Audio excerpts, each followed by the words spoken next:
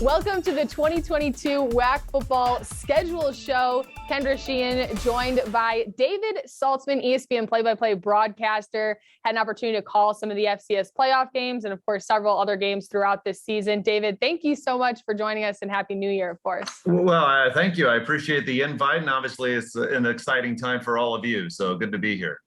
Yes, and last year, the WAC, we bring football back, first time in nearly a decade that football is back in the WAC. We get two teams into the playoffs, Sam Houston and Stephen F. Austin, and Incarnate Ward, which is actually joining the WAC this season. So that's technically three teams coming back this year into the league that have playoff experience. What does that mean for this conference, being such a young conference in terms of competing with the best of the best in the FCS? I think it's great because, like you said, you had UIW who made the playoffs, and now they're going through a new coaching staff, but they brought in G.J. Kinney, who had a great deal of success as a quarterback on the FBS level and then as a coach, both at UCF and in the NFL for a time.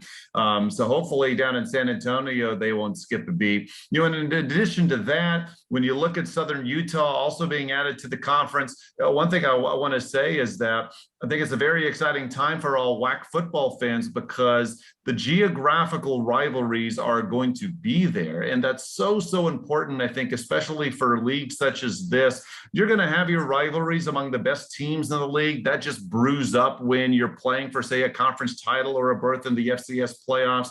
But you also have all these geographical rivalries, which I know you're going to go through when you go through the matchups. But again, it's a great time, I think, for the conference overall. It certainly is. And we're going to go through week by week some of these games that have been released. And we start Thursday, September 1st, under the lights. It's the season opener, the conference opener, Lamar at Abilene Christian. Cardinals 1-9 overall last season, 0-4 in the WAC. But under third-year head coach Blaine Morgan, can we start to see a little bit more development this year? Will his recruiting start to pay off in his third season? Yeah, I think that's expected. And of course, one of those seasons was the spring season. And so it counts technically, but obviously all of football was affected by what had to happen when the actual fall season in 2020 was canceled. So it's a late start for programs like Lamar to really get things going. So I do think you're certainly going to see improvement, like you see with so many programs where the young talent that a team has matures and blossoms together. They're very interested to see also what's going to happen in Abilene, making a coaching change with Keith Patterson. I love this hire. A defensive coordinator at Texas Tech and Utah State. By the way, that's WAC country, so it's perfect. We talk about geography from a fan standpoint, from a coaching standpoint, that helps in recruiting. He even was a coach 20 years ago in the high school level at Allen High School in the Dallas area, and that's a fertile recruiting ground for ACU as well. So Lamar maybe a little ahead with Blaine Morgan being the coach there for a time, but at ACU, maybe you've seen it, the facilities are great, the support is great, and I wouldn't be surprised if it doesn't take too long for Keith Patterson really to get the Wildcats going. We'll jump ahead now to the end of September when we'll have our next conference matchup, and that is Dixie State at Southern Utah. That is Saturday, September 24th, and of course, Southern Utah joining the league. Both teams struggled last season, but what does this rivalry, in-state rivalry, mean for fans? It's going to be great. I mean, you're 50 miles away, and that's one great example of what the WAC has done. You're seeing all these Texas rivalries, some which have been longstanding, but you get UIW back with SFA and teams like that, so you get these Texas rivalries brewing, and a great rivalry in the state of Utah. I believe, they're 50 miles away, Dixie State and Southern Utah. So instantly there you have a lot of excitement among the fan bases. And then, like Lamar and ACU are trying to build up these programs. You mentioned that you had struggles for both these teams in the fall of 2021, but Southern Utah's made a coaching change, and Delane Fitzgerald has had a lot of success on the Division II level. Now, this isn't a lean program by any stretch. Southern Utah made the playoffs in 2017, and they're coming to the WAC from the Big Sky, which is one of the toughest FCS conferences in the country. So interested to see their progression as time goes on. And Dixie State, yeah, the one win last season, but at the same time transitioning from Division II, so it's going to take them some time. But like I mentioned about Abilene, there's tremendous support down there, and so I think sooner rather than later, you're going to see Dixie State be awfully competitive in the league as well, and maybe as soon as the next fall. That same weekend, we have Sam Houston at UIW. This is a rematch of the FCS second round playoff game. This was such a close game. I think it'll be a great test for UIW in San Antonio kind of right away. Yeah, I had the privilege of calling this game in the playoffs, and it was tremendous because Sam Houston was the defending FCS champs at the time. And of course, as you know, they rolled through the WAC and Atlantic Sun schedule on their way to an undefeated season. They had a huge winning streak that was ended later on by Montana State. But the game came down to the wire. UIW went for it on the very last play of the game with a quarterback draw, and Cameron Ward was stopped at the 1 yard line. So a tremendous matchup the last time these two teams met, which wasn't long ago. There's going to be big time changes for both these teams heading into the fall of 2022. Mentioned G.J. Kinney and the new coaching staff at UIW. Eric Morris has moved on to become the offensive coordinator at Washington State. Cameron Ward, the superstar quarterback for the Cardinals, has announced his intentions to transfer. He can always come back, but he's had multiple FBS offers, so likely he's going to be somewhere else.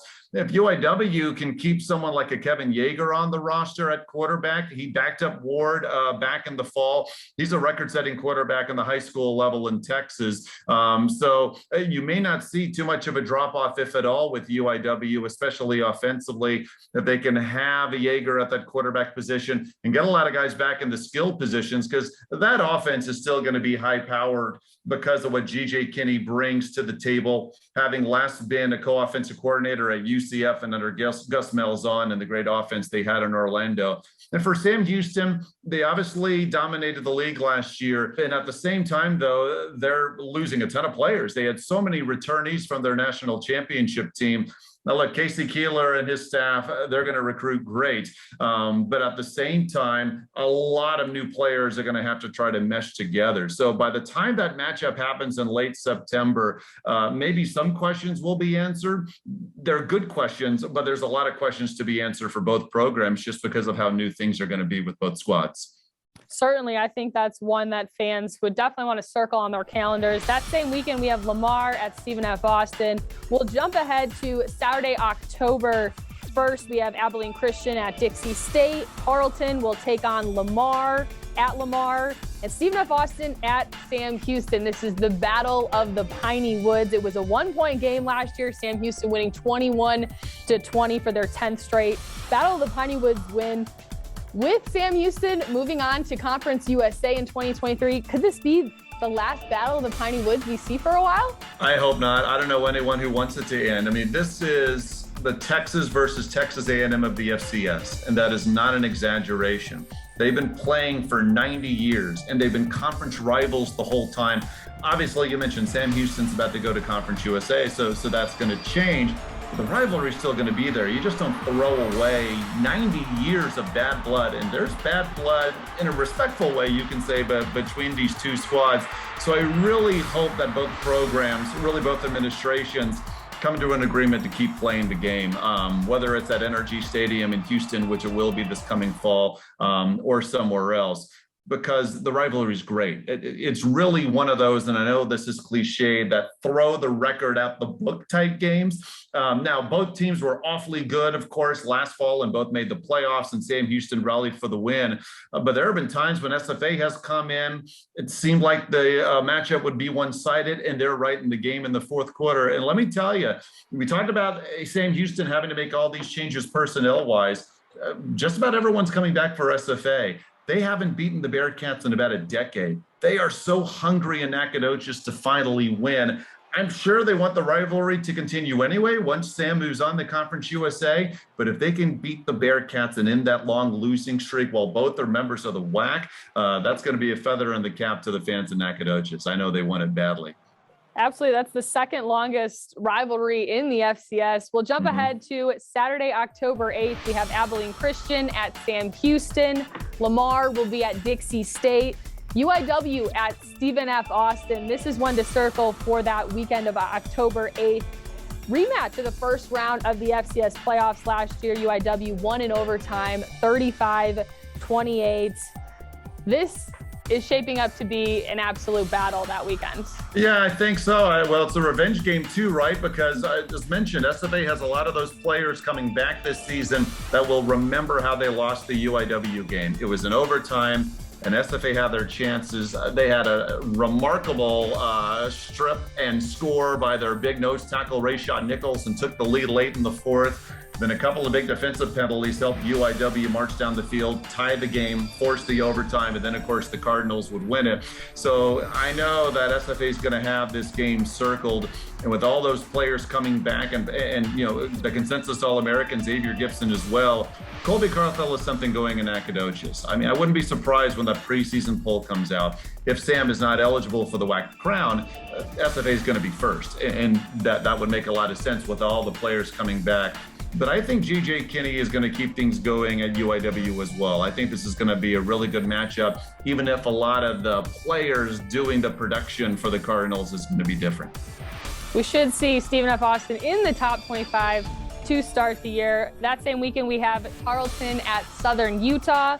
We jump ahead to Saturday, October 15th, and that is just one conference matchup, Southern Utah at Abilene Christian. October 22nd, that's Saturday, we have Abilene Christian at UIW, Sam Houston at Tarleton. We haven't really talked about Tarleton too much. Texans 6-5, 2-3 in the WAC. Do you think they can start competing, especially against Sam Houston this year? Well, they have Stephen Duncan coming back at quarterback. He has FBS experience at Western Kentucky. The offense started to get things going as the 2021 season ended. They had a big win over Central Arkansas. And you know that defense is going to be good. Devin Hafford is gone, the WAC Defensive Player of the Year, because he's used up his eligibility.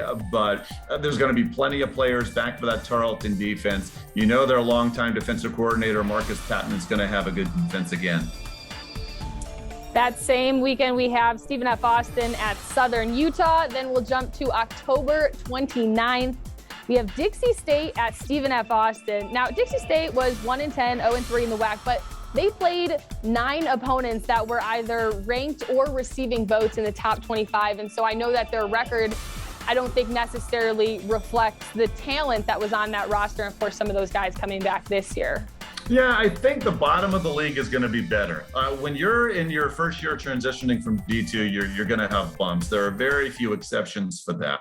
And you have a lot of young talent coming back as well. And as you said, they had a tough schedule in the fall, and they've gotten a taste now of what WAC football is all about. They came from a good league in D2, but obviously the WAC is a different beast. So based on all that experience from the fall and obviously a hunger to get in the win column much, much more, I think you'll see a more competitive Dixie State team this year. Certainly. We have UIW at Tarleton and Southern Utah at Lamar that same weekend. That's October 29th. We'll move forward to November 5th. Sam Houston at Dixie State, Lamar at UIW, Tarleton at Stephen F. Austin. And then as we move forward to November 12th, Abilene Christian at Tarleton. This is one that I like. Both schools less than 100 miles away, and ACU runs over Tarleton last year, 29-3. Is Tarleton coming back for revenge this year? Yeah, I think so. And they'll have the game at home. And the support in Stephenville was really, really good. And they have embraced this move to Division I football with as much excitement as I think any community can have. And so right there, you have a great baseline for success in addition to what we talked about. Going 6-5, which Tarleton did, I think that's huge for the Texans. That's a feather in their cap. They can say we were above 500 in this season of Division I football, and they're only going to look to build on that. And like we talked about at the top with the geography, and you just mentioned it, these schools are 100 miles apart. Now, they could be two of the top teams in the WAC come that game. Who knows? Because that game is November 12th. But at the same time, there's going to be a lot of excitement surrounding this matchup. I love going to games when the visiting fans are there in droves, and I think you're going to see quite a few fans wearing the Abilene purple, not the Tarleton colors. So I think there's a lot of excitement too surrounding this game. The geographical matchups, I'll say again, is one key why everyone should really be excited about WAC football coming up, because those stick regardless of a team's performance. I've been been part of schools in other leagues where maybe in the past there were some geographical matchups, and then due to FBS conference realignment,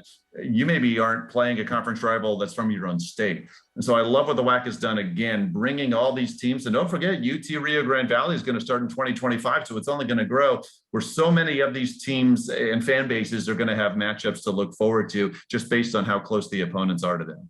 Yeah, I think it'll build the overall atmosphere at the football games when you have all fans packed in the stands, and certainly will be a lot of purple at this game. Also that same day, November 12th, we have Dixie State at UIW, Southern Utah at Sam Houston. The last week of conference play that we have on this schedule, November 19th, Stephen F. Austin at Abilene Christian, UIW at Southern Utah, Sam Houston at Lamar. Shaping up to be a wonderful season. I think there's a lot of excitement. WAC football back last year, and we're bringing back some incredible teams, adding some incredible new teams. David, thank you so much for helping us break down this schedule. We really appreciate it. All games will be on ESPN Plus this year, and the WAC continues to grow. Thank you so much for joining us. Always appreciate the invite, and thank you. Good to talk to you. Thank you so much for joining us for the 2022 WAC football schedule show. Be sure to check out our social media and WAC Sports and follow us as we go to football media preview days in July. So thank you so much for joining us, and looking forward to another great year of football.